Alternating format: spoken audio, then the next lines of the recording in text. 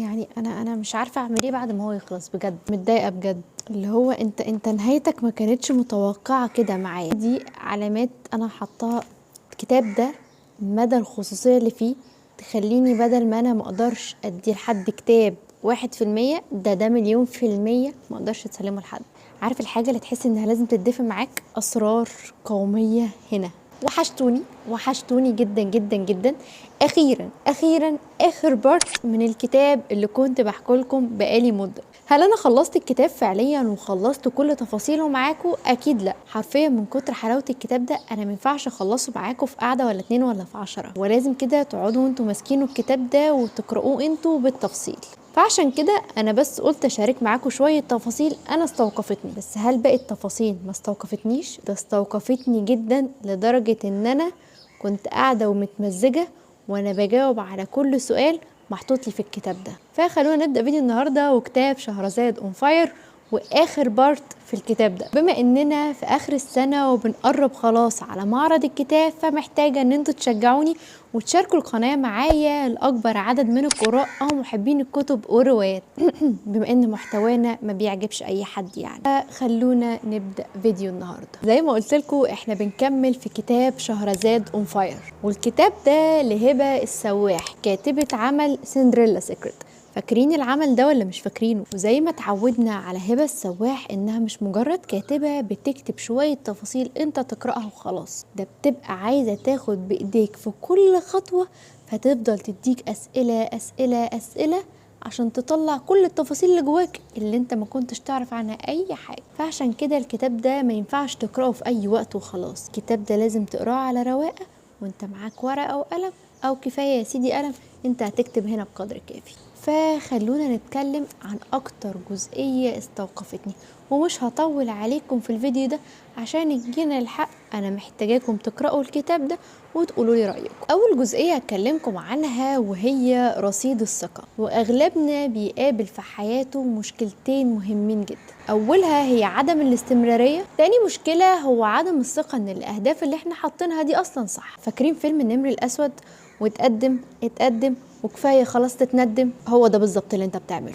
والفكرة هنا في عدم الاستمرارية، انك بتبدأ تحط اهداف وتتحمس ليها قوي وتحس انك هتعمل اللي ما يتعملش وتحس انك قادرة على التحدي والمواجهة، وفجأة الحماس ده يخلص منكم وتتقلب قصة قصيرة حزينة. الكاتبة هنا بتناقشنا في حاجة مهمة جدا لما سعادتك بتقرر انك تحط هدف وتحافظ عليه. تقولك ان ثقتك في نفسك هي عاملة زي رصيد في البنك، فكل ما انت بتقدر انك تحافظ على الحاجة وتلتزم بيها، كل ما ارادتك بتزيد وثقتك بنفسك بتزيد واحساس الامان بيزيد. بالعكس طبعا صحيح، كل ما مش هتستمر على الاهداف اللي انت حطيتها، كل ما رصيد ثقتك بنفسك هيقل، فبالتالي طبعا هتلاقي ارادتك بقت زيرو. فكرة انك تبني شخصيتك وارادتك دي حاجة محتاجة منك شوية مجهود وتدريب، وعشان تقدر انك تعمل المجهود ده والتدريب ده محتاج عليهم كمان شوية صبر. زي قرارك انك ما تسيبش الكتاب اللي في ايدك ده غير لما تكون مخلصه وعامل له مراجعة، وانك ما تتأثرش بالمغريات اللي حواليك، زي انك تنزل خروجه او تقعد تتفرج على التلفزيون شوية او تعمل اي حاجة غير انك تخلص الكتاب. الفكرة كلها بتكون في مرحلة لما بتبقى محتاج انك تزود ثقتك بنفسك لغاية ما توصل لمرحلة الاستمرارية بشكل اكبر. بمعنى اصح، وانت بتقرر انك تحط اهداف، حط اهداف منطقية. يعني بمعنى اصح تكون دايما الاهداف مناسبة لبيئتك لشخصيتك، واقعية. زي كده قررنا في اخر كل سنة احنا كبنات ان احنا نكون جود جيرل. انا هصحى بدري وهلتزم بالرياضة، هاكل اكل صحي، هروح شغلي، هلتزم بدراستي، هعمل كل حاجة. وده كله بيبقى قرار قبل نهاية السنة. بمجرد ما بتعدي يوم 31 وتدخل على يوم 1 في الشهر او 1 يناير، صدقني كل ده بيتزحلق. وده لاننا بنبني اهداف وهميه مش لصعوبتها لا سمح الله، لكن فكره السرعه اللي انت حاططها لنفسك عشان تحقق كل حاجه بتبقى غريبه. الكاتبه بتقولك، وده رايي برضو الشخصي، فكره انك تحط اهداف قليله وبسيطه فتقدر انك توصل لها وتحققها، ده افضل بكتير من انك تحط اهداف خزعبليه وما توصلش لاي حاجه منها. فخليك دايما انت اللي بتسيطر على اهدافك، مش اهدافك هي اللي بتسيطر عليك. تاني حاجه معانا هو ان احنا نحط اهداف وما نبقاش عندنا الثقه الكافيه ان الاهداف دي هي اختيار صح بالنسبه لنا. سؤال منطقي واغلبنا بيساله، هو مش يمكن الهدف اللي انا رسماه لحياتي ده ما يكونش ده الهدف الصح ليها؟ محتاجه حد يجاوبني على السؤال ده. فعشان كده قبل ما تقرر انك تحط هدف، مهم جدا تسأل نفسك سؤال واحد: هو ليه انت عايز تعمل كده؟ هو ليه فعلا انت عايز تحقق الهدف ده؟ قرر انك مع بداية السنة انك تاكل اكل صحي. ليه مقرر انك تلتزم في الجيم؟ ليه انت مقرر انك تاخد الماجستير ده؟ اجابتك على سؤال ليه هي دي الحافز اللي هتديك الثقة بالنفس انك تقدر تكمل وتستمر في الهدف اللي انت عايز توصل. بالاضافة انها هتشجعك انك تقول لا لكل حاجة مش مناسبة ليك. وارد جدا انك تحط هدف وما تعرفش انك تجاوب على سؤال ليه، فبالتالي هيكون الحاجة دي مش مناسبة ليك. ده غير ان اجابتك دي كمان هتساعدك انك تتخطى اي صعوبات تقابلك او شوية مشاكل توقفك او اي مغريات تعدي عليك. هل كده انا خلصت كل كلامي في الجزئية دي؟ اكيد لا، بس انا هسيبك تكمل الجزئية دي لما انت تقرأ الكتاب. وتعالوا يلا بينا نتكلم على تاني حاجة انا شايفاها مهمة. انا قررت ان انا اتغير. ايوه، انا وانت وهو وهي واللي هناك لما بيقرروا ان هم يتغيروا بيدخلوا كده في دورة معينة، ضربة في الخلاط كلنا بنضربها. حتى لو التغيير ده هيحصل على مؤسسة او مشروع معين، فصدقني الضربة اللي في الخلاط دي برضو بتحصل. فتعالوا كده أكلمكم أكتر عن الجزئية دي. الناس اللي بتبقى فاهمة في حياتها يعني إيه دور التغيير هي دي أكتر ناس بتبقى قادرة إنها تتأقلم وتعدي الموقف اللي هي فيه، أو إنها تعدي دورة التغيير دي وهي معدية عليها. هتقولي بالسهولة دي مجرد إن إحنا فهمناها هنعدي على طول؟ هقولك أكيد لأ، بس فكرة إنك تبقى فاهم إيه اللي بيحصل معاك أحسن من اللي قاعد ومش فاهم وبيتضرب في الخلاط وخلاص. وفي كتب معينة اتكلمت عن مراحل التغيير اللي بيمر بيها البني آدم أو المؤسسات، وأغلبهم اتفقوا على مراحل معينة. الكاتبة هنا اختارت لنا أكتر مراحل فعلا واقعية وبتناسب الحياة اللي احنا عايشين فيها. فتعالوا كده أكلمكم عن المراحل دي. أول حاجة بتحصل لنا في حياتنا وقبل ما تخش الخلاط أو تدخل في مرحلة التغيير ده هو إن بيحصل لك حدث. يعني ايه حدث؟ ما تكلمينا بالعامية. الموقف اللي بيجي لك فجأة كده فياخدك يرميك في الخلاط. طب ايه الحدث ده او ايه الموقف اللي بياخدني يرميني في الخلاط بشكل مفاجئ؟ تعال اكلمك عنه. الحدث او الموقف اللي بتكلمنا هنا عنه الكاتبة، او لما انت هتسمع كلامي دلوقتي هتدركه بمعنى اصح، هو الحاجة اللي بتيجي على حياتك فجأة تحسك انك فقدت شيء جواك، او فجأة بقيت بتشوف نفسك بطريقة غير اللي انت كنت متعود عليها. موقف صعب بيجي لك فجأة ما بيكونش لا على البال ولا الخاطر. لحد هنا انت مركز معايا؟ فزي ما قلت لك ان الحدث هو الموقف اللي بيجي يغير لك هويتك. انت بتدرس طب ومتعود انك شغال في مجال الطب، فجأة تمشي في طريق معين، هويتك اتغيرت، تحولت من دكتور لماركتير. كنت بنوتة عايشة وسط اهلك، فجأة قررتي انك تتجوزي، او لا قدر الله حصل انفصال، بتفقدي جزء من هويتك او اساس وطريقة انت ماشية عليها. تعالوا كده اكلمكم على انواع الاحداث اللي ممكن تحصل. احداث هنا ممكن تكون في صورة 3 انواع.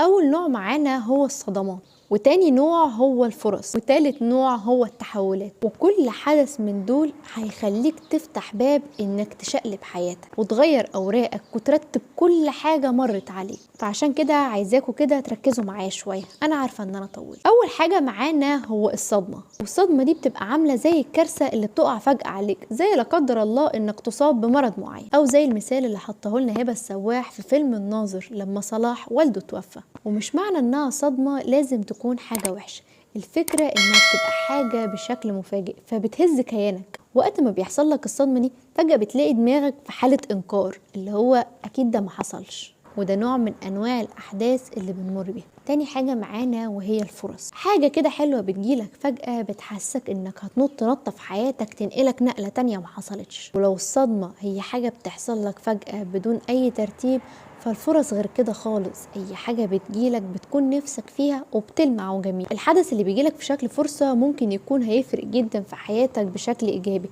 بس بسبب خوفك وترددك وعدم حسبانك للحاجات اللي بتحصل لك او التغيير اللي جالك ده يخليك تضيع الفرصة دي من ايدك. وده بيبقى اكبر غلط في شخصيتك، انك تبقى خايف ومتردد. وبرغم ان الفرص زي ما قلت لك حاجة شكلها جميل وبتلمع، والصدمات حاجة بتجيلك فجأة بدون ترتيب، إلا إن الاتنين هما بيدخلوك دورة الخلاط. يعني سواء كانت صدمة أو فرص فأنت هتمر بنفس مراحل اللخبطة. والتحولات هي حاجة غير الفرص والصدمات، واختلافها في بطئها، وما بتبقاش فاهم هو أنا إيه اللي بيحصل. وفكرة التحول دي لما بتحصل لك بيبقى معناها إن حقيقتك جابت آخرها، الدنيا حواليك هادية ومستقرة، بس انت جواك تعبان ومضغوط جدا. فبتبدأ تدبدب كده عشان تهدي من حياتك، عشان تشوف انت محتاج ايه او عايز توصل لايه. فبيبدأ واحدة واحدة بتدخل في مرحلة التحول. المشكلة او الصعب في مرحلة التحول انها بتكون اتقل بكتير من الصدمات او الفرص، لان التغيير بيبقى بيحصل في حياتك بشكل بطيء، فاستيعابك ليه ما بيبقاش بالسهل. انت مش فاهم ايه اللي بيحصل لك، انت بتتغير بالبطيء، بتفقد الشغف في حاجات وبتطور جواك حاجات، وكل ده على اقل من مهلك، وانت في النص واقف كده انا مش فاهم حاجه. والكاتبه هنا بتقولك ان بيبقى سهل عليك انك تشرح لحد انت ليه قلبت حياتك بعد ما ورثت، بعد ما طلقت، بعد ما اتجوزت، لكن مش بيبقى سهل عليك خالص انك تشرح لحد انت ليه قررت انك تكمل دراسه بعد ما انت وصلت لسن ال45، اللي هو انت فجاه قررت تطلع من الحبسه والضغط اللي انت فيها دي وتتحول لشخص تاني. عشان كده اوقات كتير بعد ما بنمر بالصدمات والفرص نحس ان ربنا بعت لنا الصدمات والفرص دي عشان نتغير، عشان نفوق لنفسنا، ان ربنا سبحانه وتعالى لو كان سابك لارادتك انت ما كنتش هتتغير بالشكل ده. لما سمعنا انواع احنا هندخل في مراحل التغيير، ومن مراحل التغيير لنهاية الكتاب وتفاصيل كتير، فأنا محتاجاك إنك برضو تقرأ الكتاب. لحد هنا أنا خلصت رحلتي معاكم في كتاب شهرزاد أون فاير، بس رحلتكم انتوا بتبدأ، لأن الكتاب ده أنا عارفة إنك محتاجه، وصدقني أنا برشحه لأي حد من أول سن ال16، ولو أنت بتقرأ من زمان فهتبدأ تستوعبه لو أنت حتى 14 سنة. هبة السواح باحثة وكاتبة ومدربة متخصصة في مجال تنمية الذات والعلاقات الأسرية، فعشان كده أنا بأكد إن الكتاب ده هيفيدك بكل التفاصيل اللي فيه. وما تنساش إن الكتاب ده من إصدار دار الرواق، وده اللي اتعودناه من الدار دي إنها تصدر لنا كتب بالجمال ده. وبكده نبقى ختمنا آخر قراءاتنا في 2024، وهو كتاب شهرزاد أون فاير. وبتمنى تكونوا انبسطتوا معايا في آخر جزء من الكتاب ده، وحقيقي حقيقي أنا بديله 10/10، ويمكن دي أول مرة أدي كتاب 10/10 ويبقى جواه كل الطاقة والحماس دي ليه. خليكم بالورقة والقلم وانتوا بتقرأوا الكتاب ده عشان حقيقي هيفرق معاكم. وأشوفكم على خير في مراجعة جديدة في سنة جديدة 2025، وأشوفكم على خير.